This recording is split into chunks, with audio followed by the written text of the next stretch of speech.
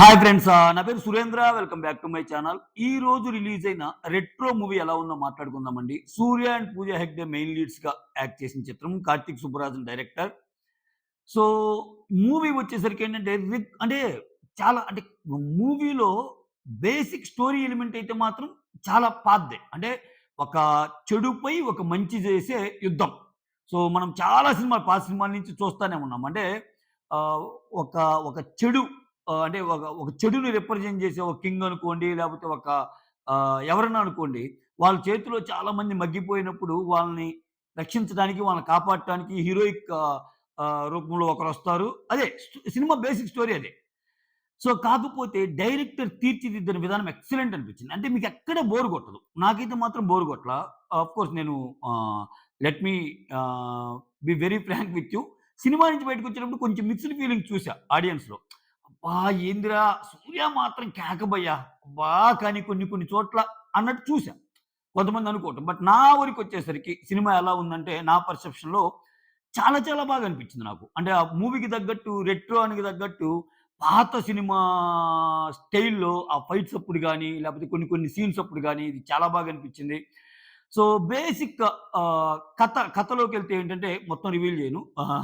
Basic point చెప్తాను. Basic point ఏందంటే సూర్య చిన్నప్పుడే తల్లిదండ్రులను పోగొట్టుకొని ఒక ఒక తల్లి కోరిక మేరకు పెంచుకుంటారనమాట. ఆ తల్లి కోరిక మేరకు. సో, వాళ్ళ ఫాదర్ వచ్చేసరికి అంటే పెంచుకున్న ఫాదర్ అంత మంచి వ్యక్తి గాదు. అయినా గాని ఆమె ఇచ్చిన మాటేందంటే, "మీ తండ్రిని జాగ్రత్తగా చూసుకో" అన్న ఒక్క మాటకి ఆయన ఏం చేసినా భరిస్తా ఉంటాడు. సో, ఈ మధ్యలోనే రుక్మిణి అనే క్యారెక్టర్‌తో లవ్‌లో పడతాడు. రుక్మిణి వచ్చేసరికి పూజా హెగ్డే. సో, ఆ కథలో భాగంగా రుక్మిణి సూర్య నుంచి ఏం ఆశించింది? ఆ! సో, ఆ ఆశల్ని సూర్య నిజం చేశాడా లేదా? సూర్య అంటే ఆహ్, ఆహ్, సినిమా క్యారెక్టర్ పేరు కాదు, హీరో పేరు నేను చెబుతుంది. సో, రుక్మిణి కోరుకున్న ఏదైతే ఎలిమెంట్స్‌ని ఇతను నెరవేర్చకపోవడంతో వాళ్ళిద్దరి మధ్య ఏమైంది? అసలు తర్వాత తర్వాత కథ ఎన్ని మలుపులు తిరిగింది? దీంట్లో భాగంగా అసలు ఫస్ట్ ఆహ్, తల్లిదండ్రులకు దూరమై ఏమో పెంచుకుంటదని చెప్పా గదా! అసలు యాక్చువల్‌గా సూర్య తల్లిదండ్రులెవరు? So, వాళ్ళెక్కడుంటారు?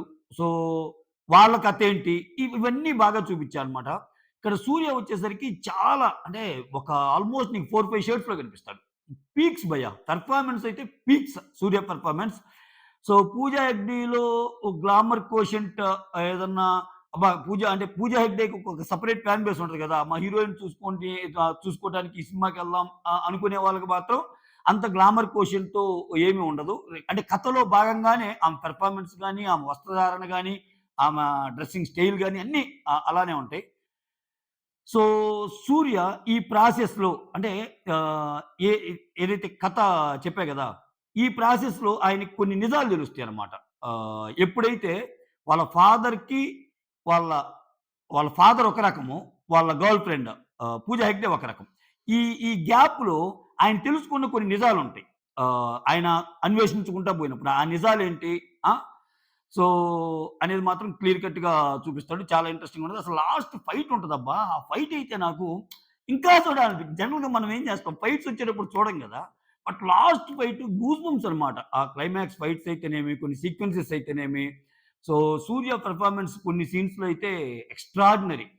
Extraordinary. So, background music గూడా సూపర్ ఉందని జెప్తాను నేను. సో, మేకింగ్ స్టైల్ కిరాకబ్బా! అతను కార్తీక్ సుబ్బరాజన్. స్క్రీన్ ప్లే కొంచెం అటు ఇటు అయిన మాట వాస్తవం.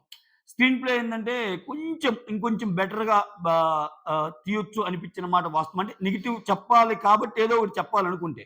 బట్ ఓవరాల్‌గా స్టోరీ లైన్ అయితే భయంకరమైన కొత్తదేం గాదు. సో, సింపుల్ స్టోరీ లైనే. కాపోతే దాన్ని తీర్చిదిద్దిన విధానం అయితే ఎక్స్ట్రార్డినరీ. సో, కామెడీ పండిస్తాడు. సో, ఇంకా అంటే అసలు కామెడీ లేని సినిమా ఇది యాక్చువల్‌గా. కామెడీ పనులు చాలా తక్కువ. అటువంటిది కొన్ని సీన్స్‌లో సూర్య పెర్ఫార్మన్స్ ఎలా ఉంటదంటే, అసలు ఇంకో ట్విస్ట్ ఏందంటే ఈ సినిమాలో సూర్య నవ్వడు యాక్చువల్‌గా. సో, నవ్వంటే నవ్వు రాదు. అతనికి నవ్వించడం కోసం రకరకాల ప్రయత్నాలు జరుగుతాయి. అటువంటి సూర్య సెకండ్ హాఫ్‌కొచ్చేసరికి వాళ్ళ డ్యాడీతో కొన్ని సీన్స్ ఉంటాయన్నమాట. పెంచిన డ్యాడీతో. ఆహ్, క కన్ఫ్రంటేషన్ సీన్స్.